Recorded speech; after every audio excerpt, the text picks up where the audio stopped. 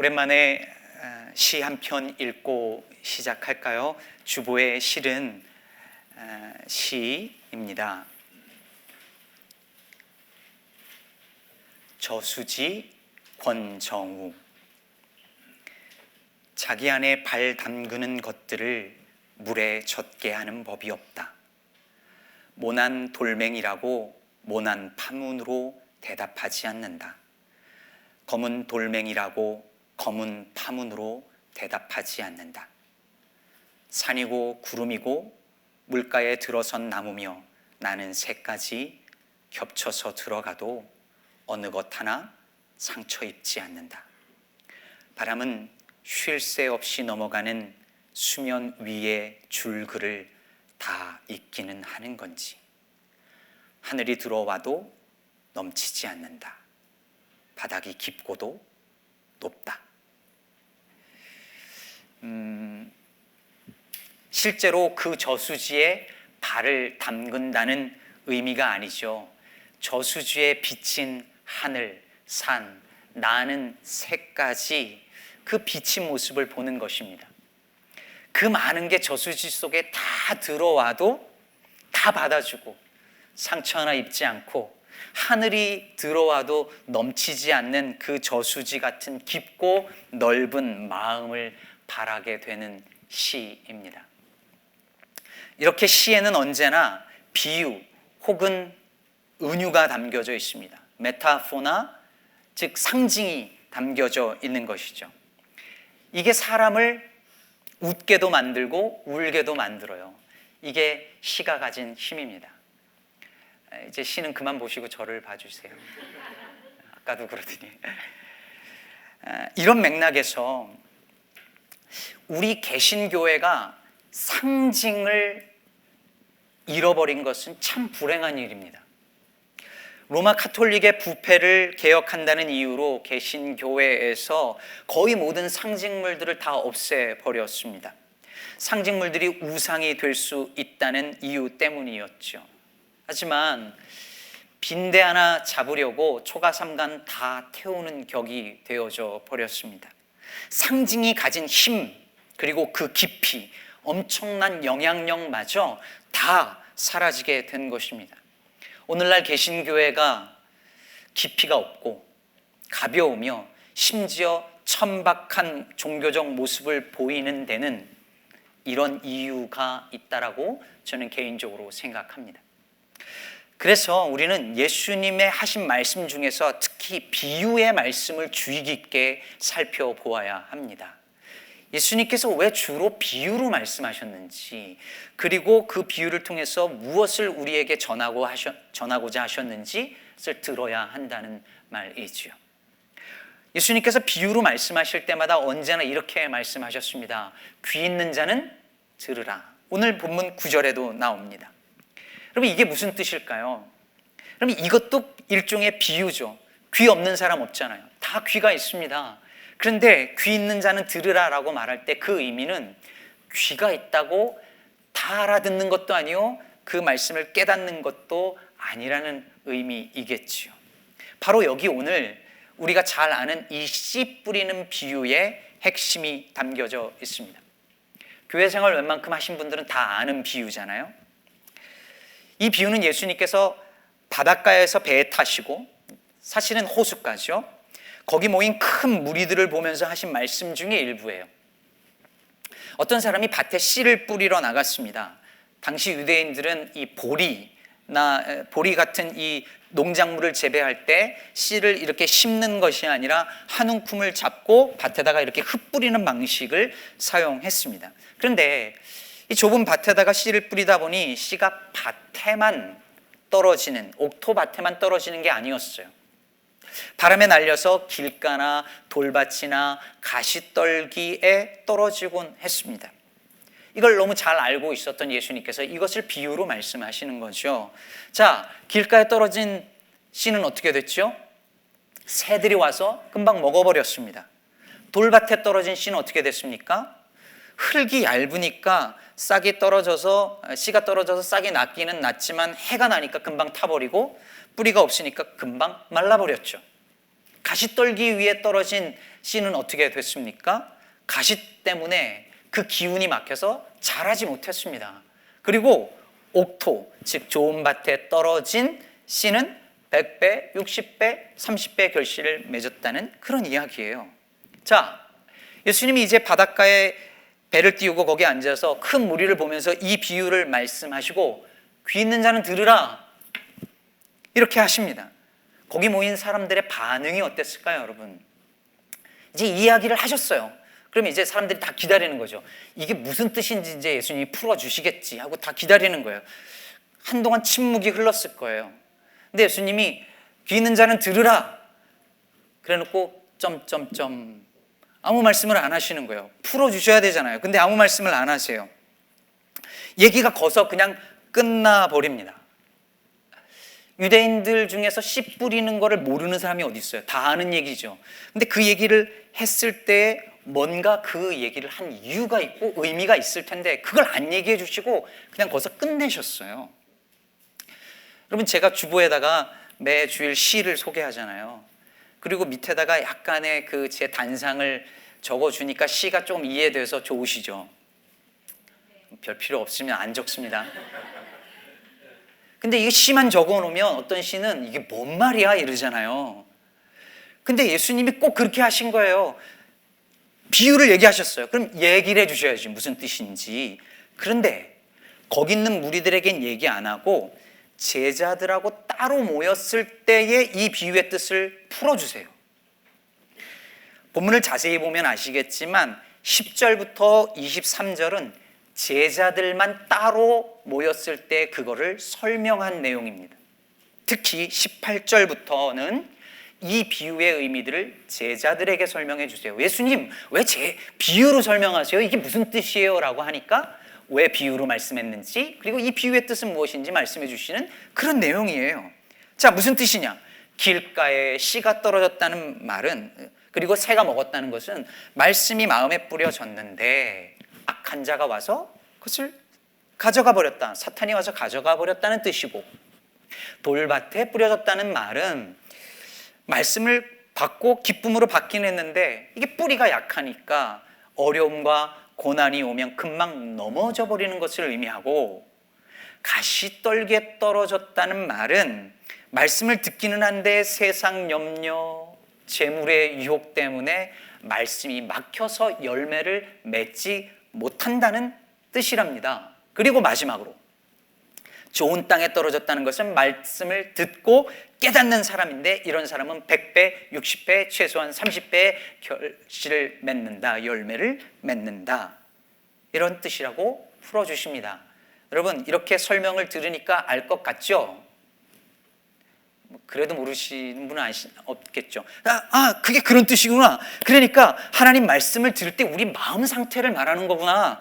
내 마음이 길가 같아서 금방 잃어버리는 일이 없게 하란 말씀이구나. 마음이 돌짝밭같이 딱딱해져가지고 굳은 마음이 되면 말씀의 뿌리가 안 내려가서 고난 중에 금방 넘어진다는 말씀이구나. 내 마음이 세상 염려와 유혹에 넘어가면 말씀이 열매를 맺지 못하는구나. 그러니 내 마음을 옥토처럼 만들어서 말씀이 들려올 때 잘 뿌리 내리고 열매 맺도록 하라는 말씀이구나. 자, 이렇게 이 비유를 이해하게 되면 이런 결론에 이르게 되는데요. 무슨 결론이냐면, 즉 예수님께서 이 씨 뿌리는 비유를 전해주신 이유와 목적이 뭐냐면, 말씀 들을 때 우리 마음을 옥토로 만들어서, 딱딱해지지 말고 옥토로 만들어서, 그래서 내 안에서 말씀이 열매를 많이 맺도록 해야 한다, 이런 결론에 이르게 돼요. 이 말이 맞는 말이에요. 그런데 이 맞는 말인데 그런 거라면 그 의미를 왜 거기 있는 사람들한테 얘기를 안 해주셨을까요? 그런 의미라면 왜 거기 모인 모든 사람들한테 이게 그런 뜻이야 라고 말을 안 해주고 이미 예수님 말씀 잘 믿고 따르는 제자들에게만 이 얘기를 해주셨을까요? 생각해 보세요. 여기 어느 한 목사가 있습니다. 이 본문으로 설교를 해요. 사랑하는 성도 여러분, 마음이 길가 같아서 말씀을 금방 잃어버리는 사람이 있고, 돌밭 같아서 뿌리를 내리지 못하는 사람이 있고, 세상 염려와 유혹에 견디지 못해서 열매를 맺지 못하는 마음밭이 있습니다. 그런데 마음이 옥토 같아서 말씀을 언제나 잘 받아서 열매 맺는 마음을 가진 성도도 있어요. 여러분은 어떤 마음밭이 되어야 할까요? 라고 설교를 하면 이 얘기 누구 들으라고 하는 설교일까요? 이미 어떤 설교를 듣든지 아멘 잘하고 마음이 옥토 같아가지고 말씀을 탁 받는 그런 사람들 들으라고 하는 설교예요? 아니죠. 그 앞에 그 새 밭을 가진 성도들 들으라고 이 설교를 하는 거잖아요. 그래야 앞뒤가 맞잖아요. 근데 예수님은 그렇게 안 하세요. 우리가 볼 때 정작 들어야 할 사람들에게는 뭔 말이야 저게 할 정도로 비유만 얘기하고 끝나고, 안 들어도 이미 잘 말씀 듣고 따르고 있는 제자들에게는 이게 무슨 뜻인지 구구절절 설명을 해주시는 거예요. 그렇다면 한 가지는 분명해지죠. 예수님이 이 비유의 말씀을 하신 본래 목적은 우리 마음밭을 옥토로 만들어야 한다는 그런 얘기를 하려고 하는 것이 아니었다는 거예요. 만약에 그게 목적이면 거기에 마음밭이 옥토밭이 아닌 그 사람들한테 다 설명해 주셨어야지. 근데 안 하셨단 말이에요. 물론 우리 마음이 옥토처럼 좋은 밭이 되어야 한다는 것은 맞는 말이죠. 길가나 돌밭이나 가시떨기와 같은 마음 상태가 되면 안 됩니다, 여러분. 나중에 그런 관점에서 이 비유를 우리 교회에 적용해서 말씀을 전할 기회가 있을 거예요. 그런데 적어도 이 비유의 원래 목적, 핵심은 그게 아니에요. 그럼 뭘까요? 오늘 본문 18절에서 예수님께서 그런즉 씨 뿌리는 비유를 들으라고 하시고 이렇게 말씀을 이어가세요. 아무나 천국 말씀을 듣고 깨닫지 못할 때는, 그러니까 씨를 뿌린다는 게 뭐 한다는 뜻이라고요? 천국 말씀을 전하는 거죠. 뿌리는 거예요. 여러분, 예수님이 세상에 오셔서 계속 천국 복음을 전하셨어요. 씨를 뿌리셨어요. 하나님의 나라가 가까이 왔으니 회개하고 천국을 믿으라 계속 전하셨어요. 계속 씨를 뿌리셨어요. 그런데 하나님 나라의 복음을 그렇게 전했는데 어떤 일이 일어났나요? 하나님의 말씀이 여러 종류의 사람들에게 계속 전해졌을 때에 무슨 일이 일어났죠? 사람들이 다 예수님의 그 천국 복음을 듣고 회개하고 돌아섰나요? 아니죠. 복음을 받아들인 사람들은 절대적으로 소수였습니다. 제자가 되겠다고 나선 사람들은 그 수많은 무리들 중에 지극히 일부였습니다. 어떤 사람들은 말씀을 듣기는 했으나 금방 잊어버렸습니다. 어떤 사람들은 말씀을 듣고 솔깃해서 주님을 따르려고 했지만 조금 어려움이 생기자 금방 예수님에게서 돌아섰습니다. 어떤 사람들은 세상 사는 일이 더 급하고 더 중요하다고 가버렸습니다. 당시 유대인들은 메시아가 오면 세상을 다 뒤엎고 모든 유대인들이 그 메시아를 따를 거라고 다 그렇게 생각했어요. 그런데 예수님이 오셨는데 그게 아닌 거예요. 예수님이 전하는 복음은 모든 사람들이 다 따르지 않았습니다. 아니, 오히려 배척했습니다. 예수님을 거절했습니다. 아니, 심지어 예수님을 십자가에 못 박아 죽였습니다. 겉으로 볼 때 예수님의 하나님 나라 운동은 분명한 실패였습니다. 바로 이게 오늘 예수님께서 이 씨 뿌리는 비유를 제자들에게 말씀해 주신 이유인 것입니다. 복음의 씨를 뿌릴 때는 그것을 받아들이는 사람보다 거절하는 사람이 훨씬 많다는 거예요. 이 비유만 봐도 몇 퍼센트가 말씀을 못 받았죠? 씨가 4종류의 밭에 뿌려졌으니까 75%는 말씀을 받지 못합니다. 말씀의 그 씨가 4분의 3은 낭비되어져 버렸습니다. 실패처럼 보입니다. 그런데 바로 그게 하나님 나라 복음의 속성이라는 거예요. 받는 사람보다 거절하는 사람이 많고, 따르는 사람보다 피하는 사람이 많고, 예수님을 사랑하는 사람보다 배척하는 사람이 많을 거라는 거예요. 그걸 이상하게 생각하지 말라는 것입니다. 놀라지 말라는 것입니다. 두려워하지 말라는 것입니다. 복음을 전하면 반드시 이런 일들이 일어날 텐데 그걸 보고 놀라지 말라, 낙심하지 말라라고 주님께서 제자들에게 말씀하고 있는 것입니다. 왜 예수님이 굳이 하나님의 나라를 비유라는 방식으로 전하셨을까요? 비유라는 방법 자체가 하나님 나라 복음하고 되게 비슷해요. 생각해 보세요. 비유는 어려운 수수께끼 같은 거거든요. 근데 여러분, 수수께끼를 내면 맞추는 사람이 많을까요? 못 맞추는 사람이 많을까요? 맞추는 사람이 많으면 그건 수수께끼가 아니죠. 아니면 수준이 낮은 수수께끼거나. 못 맞추는 사람이 많아요. 복음도 그렇다는 거죠. 복음도 받아들이지 않는 사람, 깨닫지 못하는 사람이 훨씬 많습니다. 여러분, 오이디푸스의 신화 들어보셨죠? 테바이의 왕 라이우스가 그 왕비 사이에서 아들 오이디푸스가 태어났는데, 이 아들이 태어나면 이 아들이 자기 아버지를 죽이고 어머니와 결혼할 것이라고 하는 신탁을 받아요. 그래서 이 라이우스 왕이 그 아들을 죽이라고 하는데 하인에 의해서 살아나잖아요. 실제로 오이디푸스가 이 신화 속에서 자기도 모르게 아버지를 죽이고 자기 어머니를 아내로 맞이해서 살죠. 그런데 이 잘 알려진 신화 속에 또 우리가 잘 아는 한 가지 이야기가 남겨져 있습니다. 이 오이디푸스가 테바이 성에 들어가는데 거기 인간의 머리를 한 스핑크스가 성문 입구를 지키고 있어요. 그러면서 그 성으로 들어오는 여행자들이 거기 올 때마다 수수께끼를 하나 내는 거예요. 그리고 이 수수께끼를 맞추면 살고 못 맞추면 죽는 거죠. 수수께끼 그 질문의 내용은 이랬습니다. 아침에는 4발로 걷고 오후에는 2발로 걷다가 밤에는 3발로 걷는 것이 무엇이냐? 답이 뭐죠? 사람. 이분들은 사는 거예요. 지금 모르는 분들은 죽는 거고.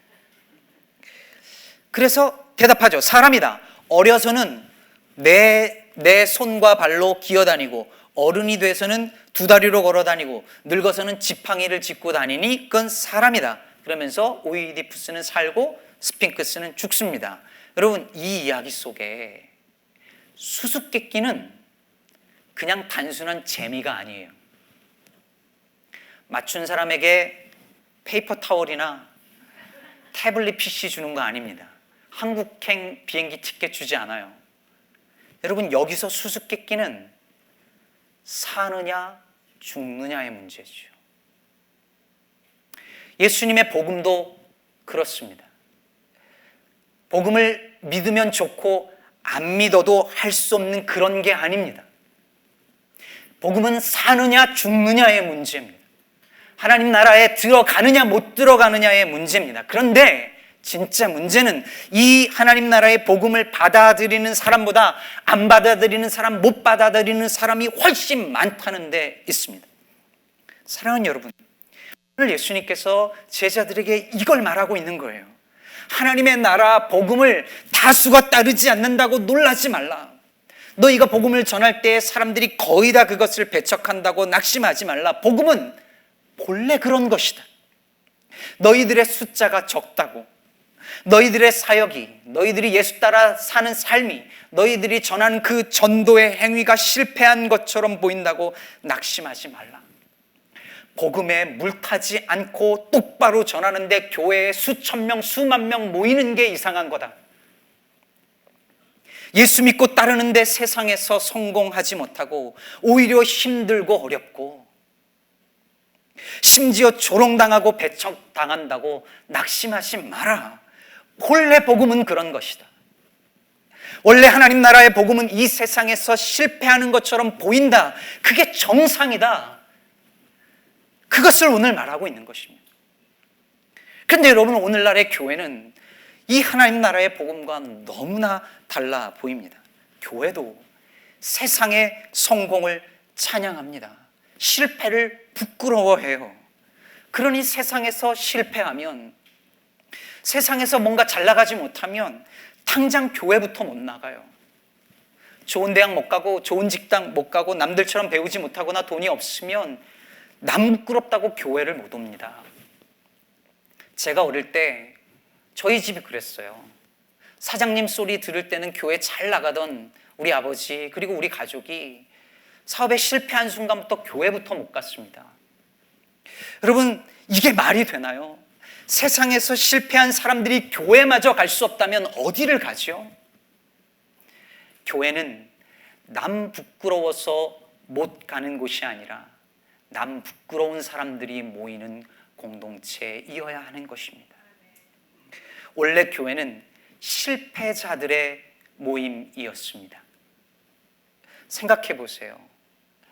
세상과 다른 방식으로, 즉 하나님 나라 방식으로 이 세상에서 살고자 하면 세상에서 성공할까요?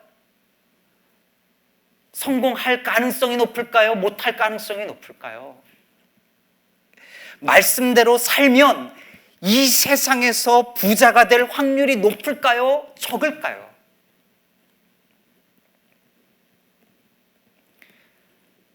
대답이 없으시네요. 아는데 인정하고 싶지 않은 거죠. 그런 책이 있습니다. 나는 정직한 자의 형통을 믿는다. 여러분, 확률상 이 세상에서 정직한 자가 형통하고 부자가 되고 성공할 확률이 정말 높을까요? 아니요. 저는 실패할 확률이, 잘 안 될 확률이 훨씬 높다고 생각합니다. 왜? 이 세상이 타락한 세상이기 때문에. 씨 뿌리는 자의 비유만 봐도 4분의 3은 실패입니다. 세상의 기준으로 보기에 그것은 분명히 실패입니다. 하나님의 나라 복음은 이런 것입니다. 전할 때 안 받아들이는 사람이 훨씬 많고 그 복음대로 살려면 세상에서 성공보다 실패할 가능성이, 확률이 훨씬 높습니다. 이런 걸 안 알려주고, 교회에서 이런 걸 안 알려주고 예수 믿으면 다 복받고 잘 된다고 가르쳤으니 자꾸 교회 다니다가 속았다 그러고, 조금 믿다가 어려움 생기면 신앙 버리고 떠나고 그러는 거죠. 사랑하는 여러분, 제가 얼마 전 설교에서 지금 우리는 교회가 올라가는 시대가 아니라 내려가는 시대에 놓여 있고, 내려가는 시대에 우리가 고민해야 할 것은 어떻게 하면 치고 올라갈 것이냐가 아니라 어떻게 하면 잘 내려갈 것이냐라고 말씀드렸습니다. 여러분, 교회가 올라가고 성장하던 시기에 교회는 열매를 거두는 일을 했습니다. 열매를 거두는 시기였어요. 막 거둬들였습니다. 그게 교회가 성장하던 시기에 교회의 할 일이었어요. 그러나 교회가 내려가고 쇠락하는 시기에 교회가, 우리가 할 일은 다시 씨를 뿌리는 것입니다. 묵묵히 씨를 뿌리는 거예요. 그 열매를 우리가 거두지 못해도 좋습니다. 지난 새벽에도 한번 말씀을 드렸는데, 우리가, 저와 여러분이 교회를 위하여, 하나님 나라를 위하여서 열심히 충성하고 평생 헌신하고, 그리고 난 다음에 그 영광이 내게 돌아오지 않고 심지어 그 영광을 내가 내 눈으로 보지 못한다고 해도 여러분 여전히 충성하시겠습니까? 우리 기쁨의 교회를 위해서 나는 열심히 일하고 열매 거두는 일을 나는 보지 못하고 씨 뿌리는 일만 하다가 가는 한이 있다 하더라도 사랑하는 여러분, 씨 뿌리시겠습니까? 이게 오늘 본문이 우리에게 주는 도전인 것입니다. 그런데 사랑하는 여러분, 오늘 이 주님의 비유에 놀라운 사실이 한 가지가 남아있어요. 그게 뭐냐면, 씨가 네 군데 떨어져서 몇 군데 씨가 온전히 싹을 내고 열매를 거뒀죠? 한 군데. 근데 그 한 군데서 거두는 열매가 100배, 60배, 최소 30배라는 거예요. 이게 뭘 의미할까요? 비록 적은 무리의 제자들이지만, 비록 세상에서 실패하고 겨우 건진 사람들인 것 같지만, 하나님이 바로 그런 사람들을 통하여서 세상의 기준으로는 이해할 수 없을 만큼 크고 놀라운 하나님의 일들을 이루신다는 약속인 것이죠. 그 바닷가에 모인 수많은 그 무리들이 아니라 예수님을 따르겠다라고 나선 그 소수의 제자들을 통하여서 하나님께서 큰 열매를 맺으시겠다라고 하는 말씀을 오늘 보여주고 있는 것이고, 이게 하나님의 나라 원리라고 하는 것입니다. 사랑하는 여러분, 세상에서 잘 나가는 사람들 보며 부러우십니까? 나는 왜 이 나이에 이만큼밖에 못 살까 부끄럽거나, 혹은 젊은이들 남들처럼 더 잘 살지 못하는 것에 대한 두려움이나 염려가 있습니까? 혹시라도 그렇다면 여러분, 그것은 복음에 대한 모욕입니다. 여러분 안에 심겨진 하나님 말씀에 대한 모독입니다. 저와 여러분 안에 천국의 복음이 심겨졌습니다. 세상의 그 무엇과도 비교할 수 없는 큰 하나님의 나라가 우리 안에 자라고 있습니다. 마침내 30배, 60배, 100배의 결실을 맺게 될 하나님 나라의 씨앗이 우리 안에서 자라고 있는다는 것을 믿는다면 무엇을 부끄러워하겠습니까? 무엇이 부럽습니까? 오히려 자랑하고 기뻐해야 하지 않겠습니까? 말씀을 맺을 텐데요, 저희 교회 일대 목사님이신 김주용 목사님이 씨를 뿌리셨으니 2대 목사로 부임한 저는 열매를 거두면 얼마나 좋을까요? 지난 일대에 씨 뿌리는 일들을 했고, 저는 그냥 열매만 거두는 목회를 하면 얼마나 좋겠습니까? 제가 바라는 바가 그거예요. 그런데 그랬으면 좋겠는데, 제 안에서 계속 들려오는 도전은 열매를 거두는 일이 제 몫이 아니어도 여전히 씨를 뿌릴 수 있겠는가 하는 것입니다. 사랑하는 여러분, 우리 모두가 그럴 수 있게 되기를 바랍니다.